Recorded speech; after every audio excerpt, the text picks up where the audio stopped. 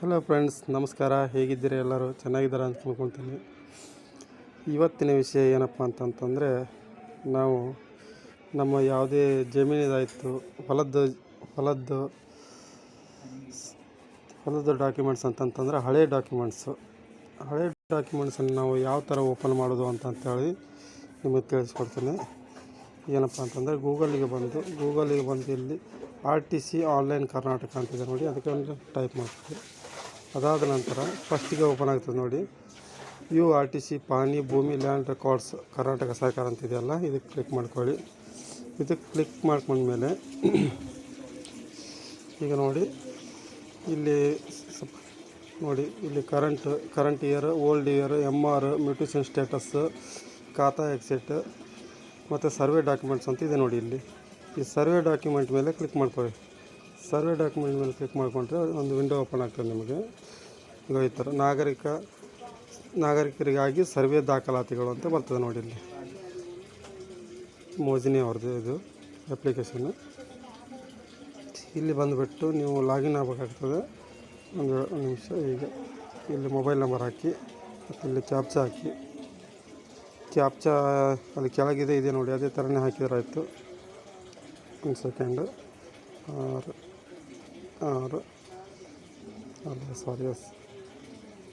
S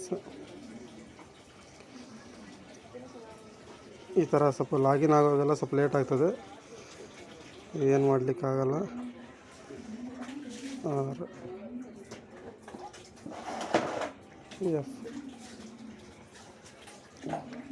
ನೋಡಿ, ಈ ಥರ ಕ್ಯಾಪ್ಚಾ ಹಾಕ್ಕೊಂಡು ಒಂದು OTP ಬರ್ತದೆ ನಿಮ್ಮ ಮೊಬೈಲ್. ನೀವು ಯಾವ ಮೊಬೈಲ್ ನಂಬರ್ ಹಾಕಿರ್ತಾರೆ ಆ ಮೊಬೈಲಿಗೆ ಒಂದು OTP ಬರ್ತದೆ. ಆ OTPನ ಇಲ್ಲಿ ಎಂಟರ್ ಮಾಡಿದರೆ ಆಯಿತು. 510039.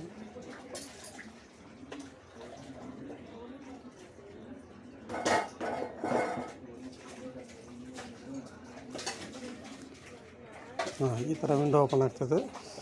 ಇದು ಸಾಧಾರಣ ನಾನು ಈಗ ಅರ್ಜಿ ಹಾಕಿದ್ದು ಮತ್ತು ಈಗ ಇದೆಲ್ಲ ನೋಡಿದ್ದು ಮುಂಚೆ ಎಲ್ಲ ನಾನು ನೋಡಿ ಕೆಲವೊಂದು ಅರ್ಜಿ ಎಲ್ಲ ಹಾಕಿಟ್ಕೊಂಡಿದ್ದೆ. ನಾನೀಗ ಕೆಲವೊಂದೆಲ್ಲ ನನಗೆ ಡೌನ್ಲೋಡಿಗೆ ಎಲ್ಲ ಇದಾಗಿದೆ, ಈಗ ರೆಡಿ ಇದೆ ಕೆಲವೊಂದು ಡಾಕ್ಯುಮೆಂಟ್ಸು. ಏನಪ್ಪ ಅಂತಂದರೆ ನ್ಯೂ ರಿಕ್ವೆಸ್ಟ್ ಮೇಲೆ ಕ್ಲಿಕ್ ಮಾಡಿಕೊಂಡು ಯಾವುದು ಜಮೀನಿನ ದಾಖಲಾತಿ ಬೇಕು ಆ ಜಮೀನಿನ ಸರ್ವೆ ನಂಬರು, ಹಿಸ್ಸಾ ನಂಬರೆಲ್ಲ ಇಲ್ಲಿ ಹಾಕಬೇಕಾಗ್ತದೆ.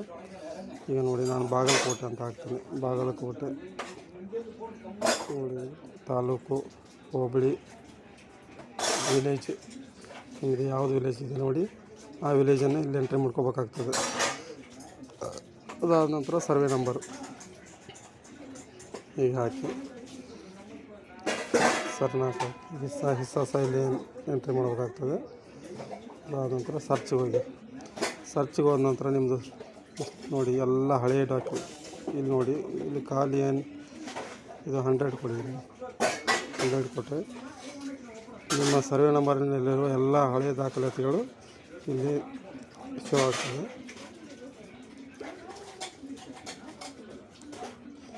ನೋಡಿ, ಎಲ್ಲ ದಾಖಲಾತಿಗಳು ಶೋ ಆಗ್ತದೆ.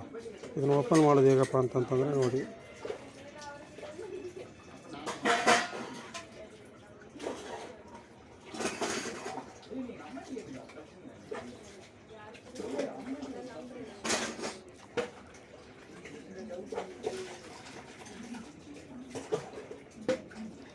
ಕೆಲವೊಂದು ಡಾಕ್ಯುಮೆಂಟ್ ಓಪನ್ ಆಗ್ತದೆ, ಕೆಲವೊಂದು ಓಪನ್ ಆಗೋದಿಲ್ಲ ಇದರಲ್ಲಿ.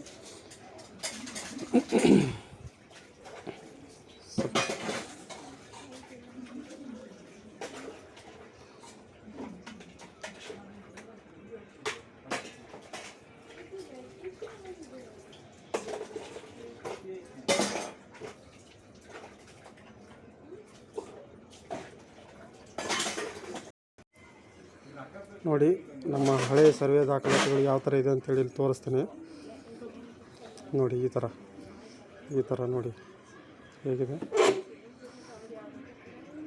ಇದನ್ನು ಡೌನ್ಲೋಡ್ ಸಹ ಮಾಡ್ಕೋಬೋದು ನಾವು.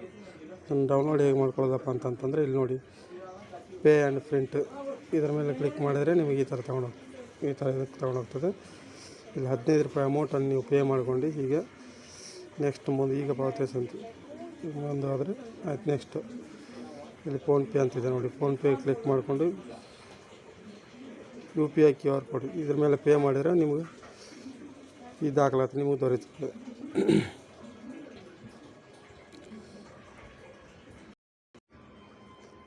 ಇದೇ ರೀತಿ ಯಾವ ಡಾಕ್ಯುಮೆಂಟ್ ಬೇಕಂತೇಳಿ ಇಲ್ಲಿಗ ಇದು ಸರ್ವೆ ನಂಬರು, ಡಾಕ್ಯುಮೆಂಟ್ ನೇಮು ಮತ್ತು ಅದರದ್ದು ಕೋಡ್ ನೋಡಿ ಹೇಗಿದೆ ಅಂತ, ಮತ್ತು ಡಾಕ್ಯುಮೆಂಟ್ ಯಾವ ಡಾಕ್ಯುಮೆಂಟ್ ಅಂತೇಳಿ ಅದ್ರ ಮೇಲೆ ಕ್ಲಿಕ್ ಮಾಡ್ಕೊಂಡು ಆಯ್ತು. ಹೀಗೆ ನೋಡಿದ್ರಲ್ಲ ಫ್ರೆಂಡ್ಸ್, ಇಲ್ಲಿ ಲಭ್ಯವಿರುವ ದಾಖಲಾತಿಗಳು ಯಾವ್ಯಾವ ಬೇಕಂತೇಳಿ ನೀವು ಇದೇ ಥರ ನೀವು ನೋಡಿಕೊಂಡು ಡೌನ್ಲೋಡ್ ಮಾಡ್ಕೋಬೋದು ನಿಮ್ಮ ಜಮೀನಿಗೆ ತಕ್ಕ ಸರ್ವೆ ನಂಬರ್ ಪ್ರಕಾರ ದಾಖಲಾತಿಗಳನ್ನು.